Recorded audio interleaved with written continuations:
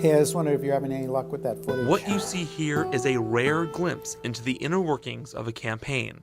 A conference call setting up the attack plan, polishing the message, making sure the right voters are being targeted. And among the hired guns in politics, John Brabender is up there with the most experienced Republican strategists. Here's just a short list of campaigns he's worked on. Senator David Vitter in Louisiana, Senator Tom Coburn in Oklahoma, Rudy Giuliani, Congresswoman Shelley Moore Capito, Rick Santorum's presidential campaign. But here's the catch.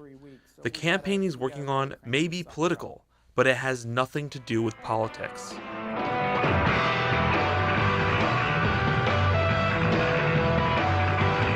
It's about getting the band Yes enshrined here, the Rock and Roll Hall of Fame.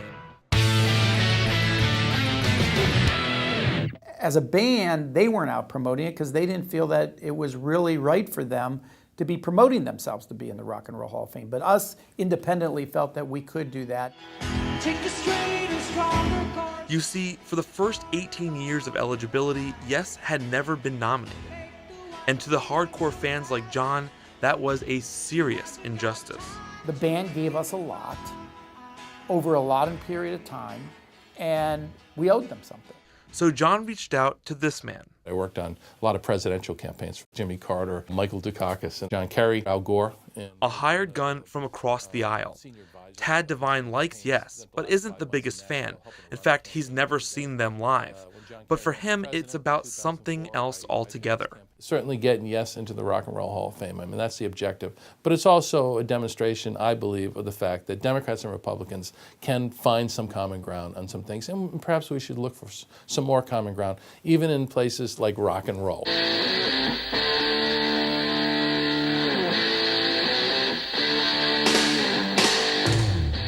And just like that, the Voices for Yes campaign was formed, arguably one of the last viable bipartisan efforts left in Washington. We want to get to the people who are casting ballots in this election, and we want to talk to them with as much influential information as we can muster. That information is going to include documentary film information, documents about Yes and citing some of these statistics behind their influence in terms of the broader society, and just efforts to build momentum with the voters who are going to make that choice. It's been nearly a year since the campaign started, and they've picked up support from major Washington operatives, pollsters, political directors, and national figures like Mike Huckabee. Even former head of NBC News and rabid fan Steve Kappas. So with the backing of political heavyweights in the Fourth Estate, how could they possibly lose? Over the years, prog rock got a very bad reputation as being pretentious, overblown, all those type of things. For supporters of Yes, they see the band's genre as the biggest obstacle. In many ways, progressive rock broke from traditional rock and roll by infusing it with orchestral music, complex chords, and even odd time signatures. The shows could be over the top, journeys into fantasy lands. In short, it was less about sex, drugs, and rock and roll, and more about cosmic adventures, mythical creatures, and even sometimes long, bluesy flute solos. I think what happened over the years is that the entire genre, if you will, had a black eye because of that. And nobody took the time to say, you know what, there are people in the prog rock area that are exceptional, meet every qualification, and should be in. And so I think Yes had suffered from that to some degree. Some supporters even go as far as to claim discrimination against prog rock, saying that while genres like grunge, metal, and even hip-hop have their own displays, the term prog or progressive rock is notably absent. But a quick tour around the hall, and visitors can see bands like Rush and Genesis who have already been inducted. And for those who think of Pink Floyd as prog rock, their memorabilia is hard to miss. And then there's this. In October, Yes was finally nominated after 19 years of eligibility. I certainly don't want to take credit for them being nominated. I wouldn't want to take credit if they got in, but if we can certainly help, we want to do that. And I think the process is helping, quite frankly.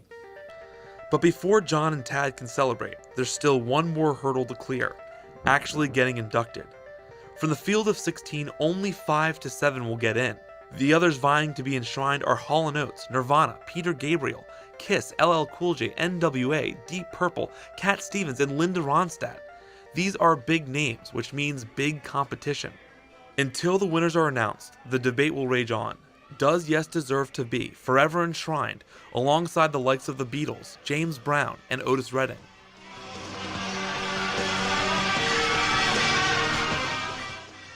It's hard to tell how much John and Tad's efforts have helped to push Yes toward the Hall. But one thing is clear.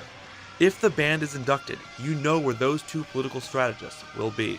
We're going. I mean, one thing I told everybody on the campaign, if they're inducted, we're going, we'll hold a big party.